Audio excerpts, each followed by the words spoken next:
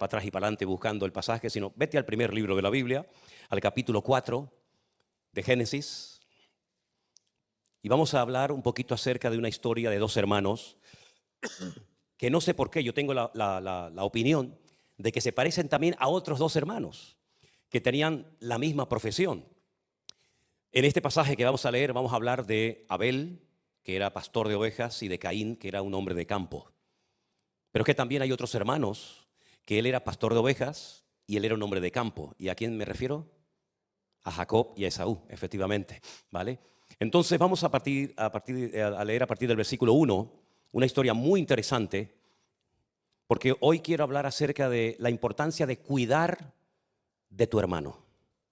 A veces hablamos de cuidar la salvación, de cuidar nuestra comunión y de nuestra relación con Dios, pero después les voy a proponer un sistema de trabajo para todo el año 2025 que nos va a ayudar a cuidarnos los unos a los otros. Después se los voy a comentar, pero dice así: conoció Adán a su mujer Eva, la cual concibió y dio a luz a Caín, y dijo: por voluntad de Dios he adquirido varón. Después dio a luz a su hermano Abel, y Abel fue pastor de ovejas, y Caín fue labrador de la tierra. Y aconteció que andando el tiempo, que Caín trajo del fruto de la tierra una ofrenda a Dios. Y Abel trajo también de los primogénitos de sus ovejas, de lo más gordo de ellas. Y miró el Señor con agrado a Abel y a su ofrenda, pero no miró con agrado a Caín y a la ofrenda suya. Y se ensañó Caín en gran manera y decayó su semblante. Entonces el Señor le dijo a Caín: ¿por qué te has ensañado y por qué ha decaído tu semblante?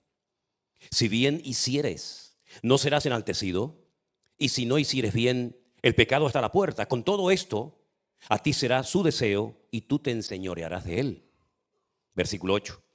Dijo Caín a su hermano Abel: salgamos al campo. Y aconteció que estando ellos en el campo, Caín se levantó contra su hermano Abel y lo mató. Y el Señor le dijo a Caín: ¿dónde está tu hermano Abel? Qué interesante pregunta, ¿eh? ¿Dónde está tu hermano? Y él le respondió: no sé.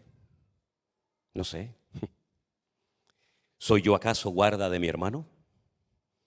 Y él le dijo: ¿qué has hecho?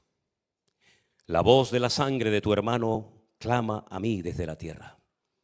Ahora pues, maldito seas tú de la tierra, que abrió su boca para recibir de tu mano la sangre de tu hermano. Cuando labres la tierra, no te volverá a dar su fuerza. Errante y extranjero serás en la tierra. Y le dijo Caín a Dios: grande es mi castigo para ser soportado. He aquí que me echas hoy de la tierra, y de tu presencia me esconderé. Y seré errante y extranjero en la tierra, y sucederá que cualquiera que me hallare, me matará. Y le respondió Dios: ciertamente cualquiera que matare a Caín, 7 veces será castigado. Entonces el Señor le puso una señal a Caín, para que no lo matase cualquiera que lo hallara. Salió pues Caín delante de Dios y habitó en la tierra de Nod, al oriente del Edén. Y conoció Caín a su mujer, la cual concibió y dio luz a Enoc, y edificó una ciudad y llamó el nombre de la ciudad por el nombre de su hijo Enoc. Y así podríamos seguir leyendo el nombre de los distintos hijos que tuvo este personaje. Una vez escuché a alguien que dijo algo así: Caín era malo porque Caín nació de una relación de Eva con Satanás. Y Abel era bueno porque nació de una relación de Eva con su marido Adán. Si ustedes han prestado atención al primer versículo, la Biblia nos dice que Adán conoció a su esposa Eva, y ésta quedó embarazada y concibió y dio a luz a un hijo, y a ese hijo le llamaron Caín. Por lo tanto, queda totalmente descartada la idea, el disparate de decir que Caín era malo porque fue fruto de una relación extramatrimonial de Eva con Satanás, ni muchísimo menos. Pero dejando eso a un lado, que para mí es lo menos importante, me llama mucho la atención la importancia que le da la Biblia a cuidar de otros. Por ejemplo, muchas veces encontramos la expresión que hay que cuidar del huérfano, de la viuda, del pobre, del extranjero, ¿verdad? Muchas veces. Encontramos muchas veces la expresión en la Biblia, unos a otros, amados unos a otros, perdonados unos a otros, soportados unos a otros, orad los unos por los otros, ¿verdad? Porque las relaciones interpersonales son muy importantes. Nosotros no solamente tenemos que tener una relación, digamos, de tipo vertical con Dios, ¿no? Nuestra relación con Dios, por supuesto, es prioritaria, es clave, es lo más importante. Pero eso no significa de que voy a vivir aislado, herméticamente, olvidándome de que a mi lado hay gente, hay hijos, hay esposa, hay amigos, hay hermanos en Cristo, de los cuales también tengo que atenderlos y orar por ellos y bendecirlos y tratar de bendecirlos dentro de mis posibilidades, ¿no? Caín tenía que haber cuidado de su hermano menor, de Abel, y no lo hizo. Se levantó contra él y lo mató. Y yo no soy de los que opinan que lo mató sin querer. También he leído eso esta semana, que Caín, bueno, lo mató sin querer. Yo no creo eso. Yo creo que aquí hubo premeditación y alevosía. Y él sabía lo que estaba haciendo. Y él mató con toda la intención a su hermano Abel. Después veremos algunos de los motivos, ¿verdad? Pero vemos también que hay personas en la Biblia que sufrieron porque sus hermanos no cuidaron adecuadamente de ese miembro de la familia, como por ejemplo el caso de José. José sufrió una barbaridad, solo en Egipto, como esclavo, como preso, por culpa de sus hermanos. Recordemos que en un primer momento los hermanos lo que querían realmente era matarlo. Ese era el plan original. Pasa que bueno, después el Señor intervino, usó a uno de sus hermanos, abogó, digamos, lo defendió y al final decidieron venderlo como esclavo. Lo cual fue realmente algo terrible, ¿no? Tener que estar, pues miren ahora, por ejemplo, todas las personas que están secuestradas en la Franja de Gaza, ¿no?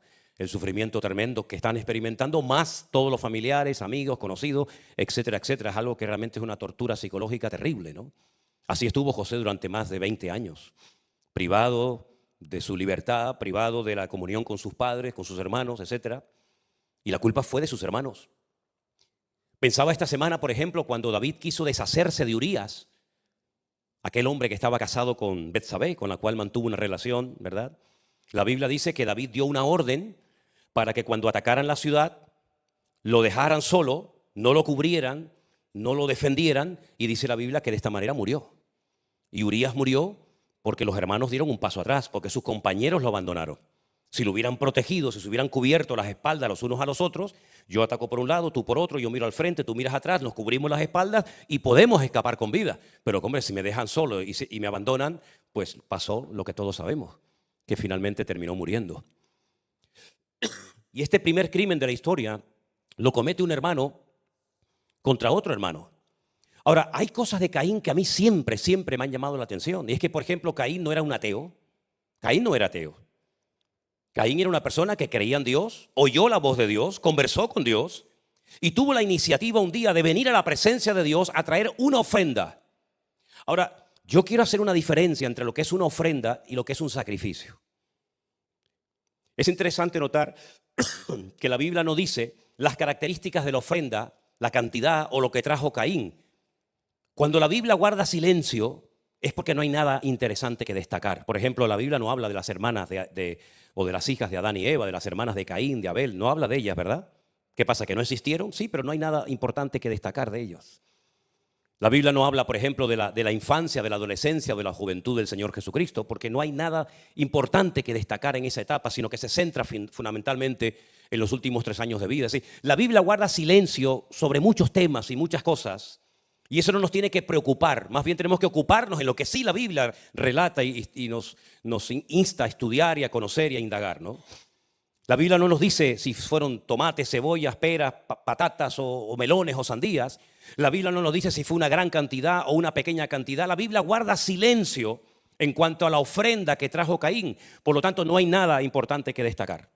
Sin embargo, la Biblia sí dice que, por ejemplo, su hermano trajo de los primogénitos de las ovejas, es decir, lo primero se lo consagró al Señor, y dice que trajo de lo más gordo del ganado. No trajo lo enfermo, no trajo lo que no servía, sino trajo de lo mejor para el Señor. Entonces, hay un vacío en cuanto a información referente a la ofrenda de Caín, pero hay mucha información acerca de la actitud, de la ofrenda, de la cantidad y de la calidad del sacrificio que trajo Abel a la presencia del Señor.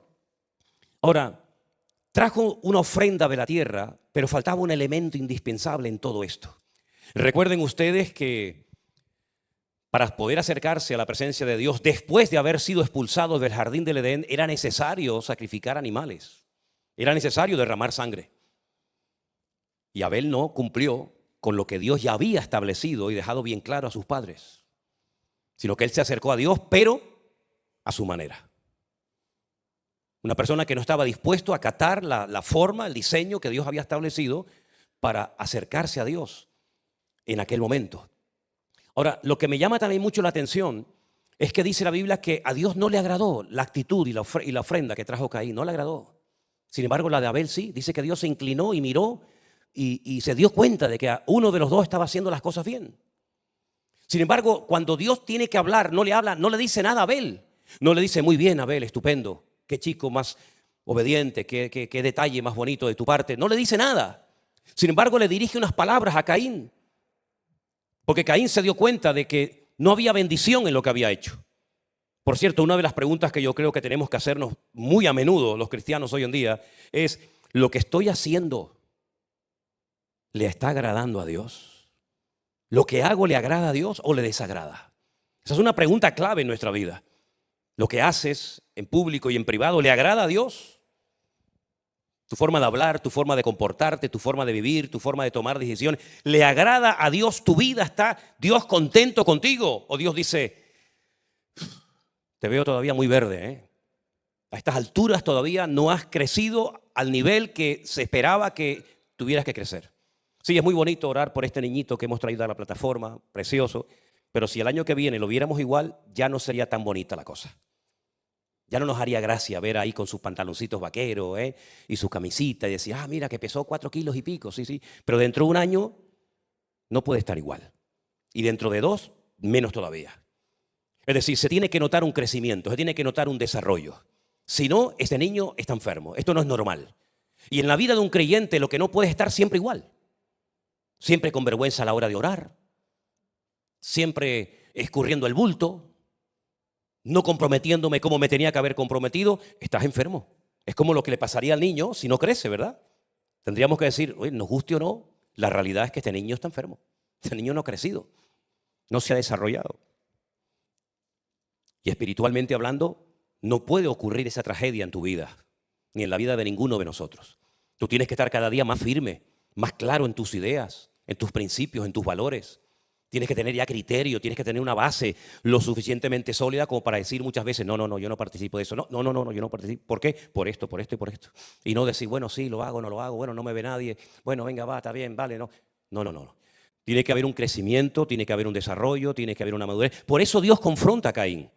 Por eso Dios le habla a Caín, para que recapacite, para que vuelva en sí y para que se dé cuenta de que no está haciendo las cosas bien. Por eso no tiene la bendición de Dios. Porque cuando hacemos las cosas bien, decentemente y con orden, hay bendición, hermano. ¿Sí o no? Entonces Dios le habla a Caín no para humillarlo, sino al contrario, para darle una oportunidad para que cambie. Pero Caín no cambió. Caín no cambió. Caín se enfada. Caín piensa que está siendo tratado injustamente. Caín se molesta por ver que Dios está bendiciendo a su hermano y a él no. Ahora, yo estaba analizando en la Biblia que, por ejemplo, hubo una vez un gran hombre de Dios, al cual yo respeto y admiro mucho, que es el rey David. La Biblia dice que durante 7 años él reinó en la ciudad de Hebrón. Pero llegó un momento en el que él quiso trasladar su reino, la capital, la quiso trasladar a Jerusalén, la capital eterna de Israel. Y dice la Biblia que el resto de su reinado reinó desde Jerusalén. Y cuando él llega a la ciudad de Jerusalén, lo primero que quiere hacer era traer el arca de la alianza que representaba en aquel tiempo, en aquel momento, pues la presencia de Dios con el pueblo. Y dice que la trajeron, pero no llegó a Jerusalén. ¿Saben la historia, verdad? Dice que no llegó a Jerusalén. La Biblia nos enseña que el arca venía montado en un carro tirado por bueyes. Disparate, nunca Dios había dicho eso. Tropezó. Se iba a caer el arca, alguien la tocó, cayó muerto en ese momento y David dijo, aquí estamos haciendo algo mal, esto no funciona. Cogieron, se la llevaron a casa de un particular y allí estuvo un tiempo y David dice, oye, una pregunta, yo estaba muy ilusionado con todo este proyecto, con todo este plan de traer la presencia de Dios, de enseñarle a la gente a vivir cerca del Señor, a no llevar una vida religiosas, sino estar cerca del Señor. Él había compuesto canciones, había inventado instrumentos musicales, le enseñaba a la gente cómo se cantaba, cómo se adoraba, cómo se danzaba. Él era un botón de muestra y esto ha salido mal. ¿Qué ha pasado? Entonces dice que reúne a los sacerdotes y le dice, oye, infórmeme, oriénteme, ¿qué he hecho mal? Y le dicen, es que la Biblia dice que el arca no puede ser transportada en carros tirados por animales. Ah, no. Ah, pero es que así viene más rápido. Sí, pero es que no es cuestión de que vengan las cosas rápido, es cuestión de que se hagan las cosas como Dios dice. Bueno, y entonces, ¿cómo la traemos? Dice que tiene que ser transportada en los hombros de los levitas. Y por eso pasó lo que pasó. Entonces David recapacita, dice, lo siento, Señor, pido perdón. Claro, ya era demasiado tarde para que aquel que tocó el arca resucitara, pero lo volvió a intentar. Dijo, bueno, vamos a hacerla ahora a la manera de Dios, no a mi manera. Y entonces dice que fue una fiesta espectacular. El arca vino a Jerusalén, él danzó, todo el mundo se alegró. Fue un día de fiesta espectacular y no hubo muertos. ¿Por qué? Porque venía el arca como tenía que venir y estaba la bendición y el respaldo de Dios. Amén, hermanos. Lo hizo mal la primera vez, se informó, pidió perdón, lo volvió a intentar y la segunda vez salió bien. Pero Caín nunca más volvió a ofrendar. Él sabía lo que tenía que hacer. Imita a tu hermano. Mira lo que ha hecho tu hermano. Y mira lo que has hecho tú. Y mira la diferencia. Dios no te bendice a ti, pero sin embargo bendice a tu hermano. Bueno, pues en este caso sé humilde. Reconoce que te has equivocado. Reconoce que no has hecho las cosas correctamente. Y vuelve a intentarlo. Nunca más, según la Biblia, Caín se acercó a Dios ni con ofrendas, ni con sacrificios, ni con nada. Es más, se divorció de Dios. Hay un momento que él lo sabía, sus padres se lo habían contado, que Dios expulsó al hombre del jardín del Edén por su pecado. Caín lo hace, pero al revés, expulsa a Dios de su vida. Dios expulsa al hombre y ahora el hombre expulsa a Dios de su vida. Y tú lees toda la genealogía de Caín, todos los hijos que tuvo, las hijas, y ninguno nunca utilizó el nombre de Dios para nada. Se desconectó totalmente de Dios. Ningún hijo de Caín lleva el nombre de Dios en sus letras. Ninguno. Nunca fueron un pueblo espiritual. Se dedicaron a construir ciudades. Se dedicaron a trabajar con el bronce, con el hierro. También hicieron algunos instrumentos musicales. En otras palabras, se dedicaron a lo carnal, a lo natural. Pero nada espiritual. Nada espiritual. Y de hecho de Caín no quedó absolutamente nada, porque el día del diluvio murieron todos. Sin embargo, de su hermano Abel, pues miren todo lo que quedó, ¿verdad? Toda la herencia espiritual. Se desconectó de Dios, se alejó de Dios y fue un errante. Hay otra versión que dice que fue un vagabundo, una persona que no tenía rumbo fijo. Hoy estaba aquí, mañana estaba por allá. Una persona que se desconectó totalmente del Señor y una persona que nunca más le pidió perdón al Señor por su pecado y por su desobediencia. Qué terrible cuando una persona en la vida tiene la oportunidad de enmendar el rumbo, de corregir su vida y desaprovecha y desperdicia una oportunidad. Qué terrible. Como ustedes saben, yo he dicho en muchas ocasiones que creo que hay personas que no han cambiado porque no han tenido la oportunidad de cambiar. Porque nadie les dio una oportunidad, porque nadie creyó en ellos, porque nadie les dio un empujoncito, porque nadie dijo, bueno, vamos a probarlo, vamos a ver qué tal. Pero luego también creo que hay personas que han tenido muchas oportunidades de demostrar su madurez, su crecimiento, su desarrollo, su espiritualidad y no las han aprovechado. Y Caín podía haber llegado a ser un hombre de Dios. Caín podía haberse vuelto a acercar a Dios y haber hecho las cosas bien, decentemente y con orden, pero no quiso. Lo que hace es que organiza un plan para eliminar a su hermano. Porque cada vez que ve a su hermano, él se siente mal. Porque ve que en su hermano está la bendición de Dios y en él no hay bendición ni presencia de Dios. Entonces le dice, vamos a dar un paseo por el campo. Seguramente fue a enseñarle sus tierras, ¿no? Decirle, mira, todo esto que ves es mío. Estas tierras, estas montañas, estos bosques, todo esto es mío. Digamos que presumiendo, ¿no?, de lo que tenía. El otro presumía de lo que era. Un hombre espiritual que amaba al Señor. Y este presumía de lo que tenía. Qué diferencia entre uno y otro, ¿no? Yo tengo y el otro decía, yo soy.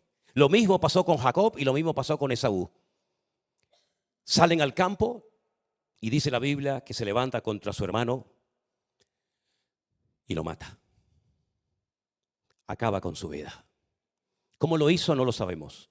¿Lo enterró o lo dejó ahí tirado en el campo como un perro? Tampoco lo sabemos. Lo que sí sabemos es que lo mató.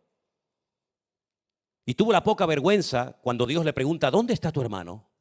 Le dice a Dios, al mismo Dios en la cara, le dice, no lo sé. ¿Cómo que no lo sabes si lo acabas de matar? Sabes perfectamente dónde está el cadáver de tu hermano. Y le dice a Dios en la cara, no sé dónde está mi hermano. Y encima le dice a Dios, ¿soy yo acaso guarda de mi hermano? ¿Tú sabías que tú eres guarda de tu hermano? ¿Sabías eso, hermana? ¿Sabías que tú eres guarda de tu hermana que está a tu lado, detrás, delante, a tu derecha y a tu izquierda? ¿Sabías que tu obligación cuidar de tus hermanos en Cristo? ¿Lo sabías, sí o no? Yo les voy a proponer algo que creo que nos puede venir muy bien a todos en este 2025. Cada uno de ustedes, cada uno de los hermanos y hermanas que han decidido congregarse en esta congregación,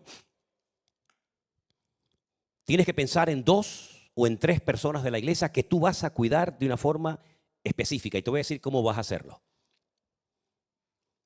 Cuando veas que no viene al culto, le vas a llamar. Cuando veas que a lo mejor viene a la iglesia así un poco rara, le dices, ¿te pasa algo?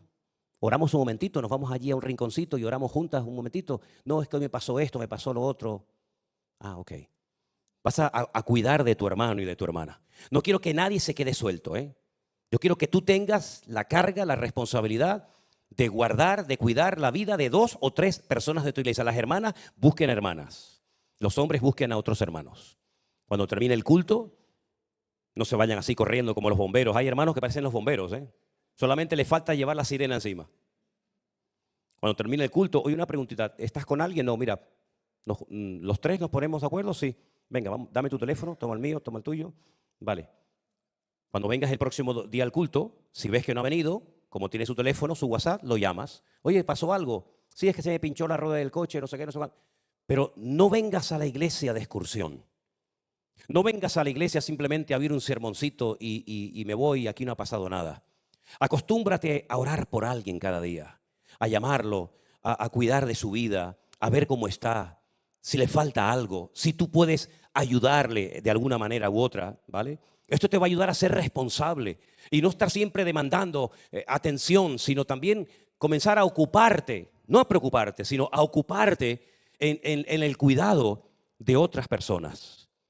Y de esa manera te vas a dar cuenta de que no vas a tener tiempo para estar ni triste, ni desanimado, ni deprimido, sino que vas a estar ocupado orando cada día por esas hermanas de tu grupo, ¿verdad?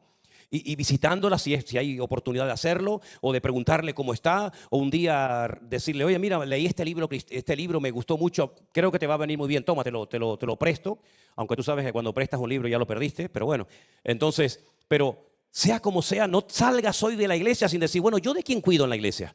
Es que no conozco a nadie. Pues ya va siendo hora que conozcas, ¿eh? Ya va siendo hora que conozcas. Entonces, cuando termine el culto, pues vamos a cerrar la puerta con llave para que no se vaya nadie. Esto es una broma, porque después esto lo escuchan por internet y mañana me ponen a caldo. Si mañana, madre mía, lo que dicen por las redes, ¿no? Pero llévate en un papel el nombre de 2 o 3 hermanos, en el caso de que seas varón o hermanas, ¿verdad? Y comienza a orar por ellos. Comienza a bendecirlos. Y cuando alguien del mundo te diga, oye, vamos a tal sitio, pregúntate siempre si ese lugar al que te están invitando es un lugar de vida o es un lugar de muerte. ¿Es un lugar de bendición o es un lugar donde tú no tienes que estar? Porque hay lugares donde tú como creyente es bueno que estés, pero hay otros lugares que mejor que salgas corriendo para que no pierdas la cabeza o la vida. Lamentablemente, lo que le traicionó a Caín fue lo que le traiciona a muchos hombres y a mucha gente. Y fue su carácter. Su carácter lo hizo perder la cabeza. Hasta el punto que llegó a matar a su propio hermano.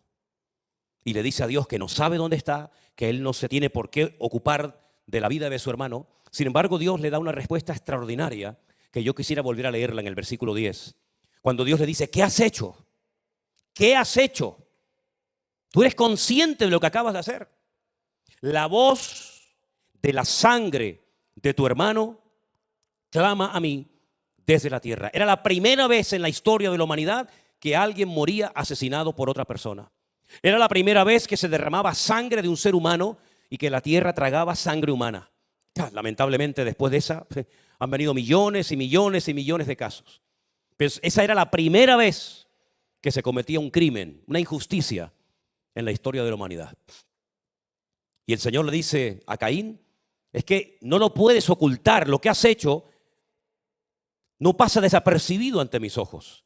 Y por eso el autor de la carta a los Hebreos, basándose seguramente en este texto, basándose en esta historia, le dice a los autores, si la voz de la sangre de Abel no pasó desapercibida ante los ojos de Dios, ¿cuánto más la sangre de Jesucristo llegará al altar de Dios y a la presencia del Señor a nuestro favor? ¿Cuántos dicen amén? Sabemos que la sangre de Abel, pues lamentablemente fue una injusticia, como también fue una injusticia la muerte del Señor Jesucristo por parte de muchos de sus hermanos. La muerte de Abel no sirvió para nada, sino para descubrir la naturaleza pecaminosa y carnal de Caín. Pero la muerte de Jesucristo sirvió para que todos y cada uno de nosotros pudiéramos estar esta tarde en este lugar diciendo amén, gloria a Dios, cantando, aplaudiendo y gozándonos en la presencia del Señor. Amén, hermanos. Porque ha sido la sangre de Jesucristo, injustamente derramada, pero tenía que ser así, es la que nos ha limpiado de todos y de cada uno de nuestros pecados. Porque no hay absolutamente ninguna acción, ninguna obra, nada que el hombre puede hacer para recibir el perdón de sus pecados. No hay nada que puedas hacer. Como decía el profeta Isaías en el capítulo 1, aunque amontones montañas de jabón la mancha de tu pecado, seguirá estando en tu alma y en tu vida. Pero gracias al Señor que la sangre de Jesucristo nos ha limpiado de todo pecado y ahora ninguna condenación hay para los que están en Cristo Jesús. ¿Cuántos dicen amén? Caín demostró que no tenía temor de Dios. El principio de la sabiduría, dice la Biblia, que es el respeto, el temor a Dios. Y Caín le perdió el respeto a Dios. Y eso es lo que lamentablemente le ha pasado al mundo, que le ha perdido el respeto a Dios. Y así como Caín huyó, se divorció de Dios, la humanidad se ha desconectado de Dios y así nos va. Y así está el mundo, ¿verdad? Viendo cada día y escuchando cosas terribles como producto, como resultado, como consecuencia de la mala cabeza del hombre. Hermanos queridos, la mejor decisión que podemos tomar en la vida es volver a Dios en genuino arrepentimiento y decirle, como le dijo David al Señor, Señor, si he hecho algo malo, si me he equivocado, si he pecado, si lo he hecho inconscientemente mal, ayúdame, enséñame, perdóname, no quites de mí tu Santo Espíritu, vuélveme a dar el gozo de tu salvación y volveré otra vez a enseñar a los transgresores tus caminos y los pecadores se volverán a convertir a ti. Todos podemos cometer errores, todos, en el matrimonio, en el ministerio, en el trabajo, en los estudios, en la vida, todos podemos cometer errores. Cuando yo fui capellán del centro penitenciario Tenerife 2 aquí en la isla, todos los que estaban allí reconocían que habían cometido errores, unos más y otros menos. Y por esos errores que habían cometido, muchas personas estaban en aquel lugar y siguen estando en aquel lugar probablemente. Y todos cometemos grandes errores, todos. Pero tenemos un Dios amplio en perdonar, amén, hermanos. Un Dios que dice, venid a mí. Todavía lo sigue diciendo, hermanos. Venid a mí, los trabajados y los cargados, que yo os daré descanso para vuestras almas. Porque no hay nada peor que vivir en la vida agobiado. Esa fue la vida de Caín. Un vagabundo, un errante, una persona que no estaba a gusto en ninguna parte. Y no porque el lugar estuviera mal, sino el que estaba mal era él. Iba al campo, quería estar en la ciudad. Estaba en la ciudad, quería ir al campo. Era de día, quería que fuera de noche. Era de noche, quería que fuera de día. Es como los marineros que cuando están navegando están deseando volver a tierra. Y cuando están en tierra están agobiados porque quieren volver a embarcarse. Esa es la vida del pecador. Y es el reflejo de cómo es el diablo. El diablo es así, es un amargado, es un frustrado. Todo le ha salido mal. ¿De dónde viene? Le decía un día el Señor a Satanás. Bueno, pues de rodear la tierra. No tiene amigos, no tiene familia, no tiene iglesia, no tiene pastor, no tiene nada. Es un ser errante, ¿verdad? Ahora está aquí, mañana está por allá. Eso fue lo que le pasó a Caín. Al desconectarse de Dios, quedó como un barco a la deriva, sin timón. Y por eso se convirtió en un ser errante y vagabundo. Y así es como le va la vida a la gente que no conocen a Dios. Tratando de llenar el vacío de sus corazones con experiencias, con un subidón de adrenalina. Yo nunca he entendido cómo hay personas que son capaces de tirarse a un barranco, amarrado por los pies, y se lanzan a un barranco y dicen, ay, qué bien lo he pasado. Y pagan por eso, hasta pagan. O se suben ahí a no sé qué cosa y te tiran y se te sube todo para arriba y ay, qué bien lo he pasado, ¿no? Bueno, como mi abuelo decía, en esta vida hay gente para todo, ¿no? Está bien, si tú te quieres tirar de un edificio abajo y así tú disfrutas, pues hijo, pues ya sabes, ¿no? Pero lo que nuestra vida necesita es paz y calma en el corazón. Y eso no viene por hacer cosas, eso viene por estar delante de Dios como tienes que estar y ser la persona que Dios quiere que tú seas. Podrás viajar, podrás estar en los mormones, en los testigos de Jehová, en los Hare Krishna, en los evangélicos, por aquí, por allá, y nada te va a llenar, porque el único que puede llenar el vacío de tu corazón es tu creador, tu diseñador, que fue el Señor, nuestro Dios. Y por eso Él todavía hoy nos sigue invitando y nos dice, y si oyes todavía hoy mi voz, no cierres, no endurezcas tu corazón, sino abre la puerta de tu corazón para que yo pueda entrar a ti, cenar contigo y tú conmigo y tener comunión íntima los unos con los otros. El capítulo comenzaba diciendo, y voy terminando, que Caín fue el primer hijo que nació porque Adán conoció a su mujer Eva. Y al conocerla, al intimar con ella, nació una criatura. Por eso este texto que lleva aquí muchos años aquí en el púlpito puesto, conoceréis la verdad y la verdad os hará libres. Si aquí dice que Adán conoció a Eva y nació un hijo, quiere decir que conocer es mucho más que presentarse y decir, hola, ¿qué tal? ¿Cómo estás? Me llamo fulano, mengano. Conocer es intimar, conocer es profundizar, conocer es tener una íntima comunión y relación con Dios. Y de esa comunión, de esa relación íntima, nace la libertad. Porque conoces la verdad y la verdad te trae una libertad tremenda a tu vida, de tal manera que aunque tengas 80 años o 15, o estés solo, casado, soltero, viudo, separado o amargado, da igual. Si tú tienes a Cristo en tu vida y en tu corazón, tú vas a poder estar tranquilo en cualquier parte, con poco, con mucho, con salud, con enfermedad, porque el vacío de tu corazón lo ha llenado Él, que es el único que lo puede llenar. Y Caín tuvo esa oportunidad, pero no la aprovechó. Lamentablemente no la aprovechó. Se encerró en sí mismo, le dio rienda suelta al genio, al mal carácter, a la ira, y terminó haciendo una locura irreparable como fue quitar de medio la vida de su hermano. Hay algunas personas que piensan, si yo hago esto, me voy a quedar tranquilo. Cuidado, porque puede ser peor el remedio que la enfermedad. Lo mejor que puedes hacer es humillarte, venir a la presencia del Señor y decirle, Señor, he pecado contra el cielo y contra ti. No soy digno de recibir perdón, ni misericordia, ni gracia, ni nada. Pero el Señor sabe cómo tratar con nuestras vidas y cómo hacer que tú seas una persona feliz, con paz, con gozo, con tranquilidad en tu vida para siempre. ¿Cuántos dicen amén? Cierra tus ojos en esta tarde, ahí donde estás, mi querido hermano y amigo. Y recuerda esta propuesta que les he presentado esta tarde a todos, para que aprendamos a cuidarnos los unos a los otros y para que podamos, con la ayuda del Señor, saber que siempre hay alguien que está orando por mí. Por supuesto, el Señor sabemos que lo hace cada día, pero estoy en la lista de oración.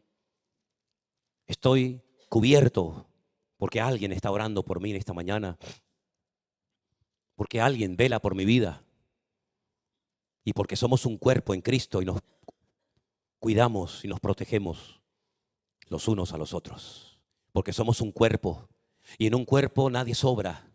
Todos los músculos, las venas, las arterias, todo es necesario e importante.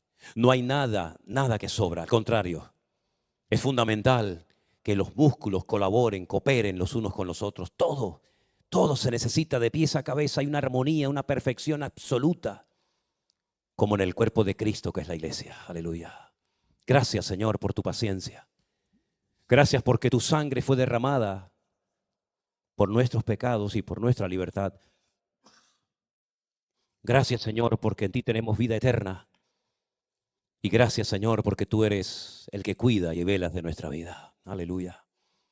Gracias, Señor. Ayúdanos.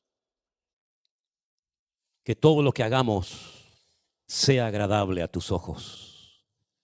Que todo lo que hagamos te levante a ti en alto, Señor Jesús. Y que podamos seguir creciendo y madurando cada día más y más. A ti nos rendimos, a ti nos sometemos y pedimos tu fortaleza para seguir avanzando en victoria en el nombre de Jesús. ¿Cuántos dicen amén? Aleluya. Póngase de pie conmigo, hermano. Gracias, Jesús. Estoy seguro que algunos de ustedes echen así un vistazo a su alrededor un momentito. Estoy seguro que hay gente que no conoces. ¿Ah, que sí? Date la vuelta, no hay problema. Date la vuelta. Bueno, lo que vas a hacer cuando termine el culto hoy es acercarte a alguien que no conoces. No te acerques a los de siempre, que ya los conoces. Acércate a alguien que dice, oye, llevo viniendo un tiempo aquí, te he visto y todavía no me he atrevido a saludarte, a preguntarte cómo te llamas. Hazlo hoy, hombre. Hazlo hoy. ¿O tiene mucha prisa? ¿Tienen mucha prisa ustedes? No, ¿no?